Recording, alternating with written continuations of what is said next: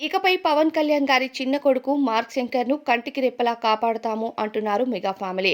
అయితే ప్రస్తుతం ప్రమాదం జరిగిన తరువాత మార్క్ శంకర్ ఆరోగ్యం కోలుకున్నాక పవన్ కళ్యాణ్ గారు, అన్న లెసినివో గారు బాబుని తీసుకొని హైదరాబాద్ వచ్చినట్టు నిన్న హైదరాబాద్ ఎయిర్‌పోర్ట్‌కి సంబంధించిన కొన్ని ఫోటోస్ అయితే బయటకు వచ్చాయి. పవన్ కళ్యాణ్ గారి చిన్న కొడుకు మార్క్ శంకర్ సింగపూర్‌లో జరిగిన అగ్ని ప్రమాదానికి గురవ్వటంతో కాస్త క్రిటికల్ సిట్యుయేషన్ జరిగింది. ఊపిరితిత్తుల్లోకి పొగ బాగా చొచ్చుకుపోవడం వల్ల కాస్త క్రిటికల్ అయినట్టు పవన్ కళ్యాణ్ గారు సింగపూర్ చేరుకున్నాక ఈ విషయాన్ని అభిమానులకి తెలియజేశారు.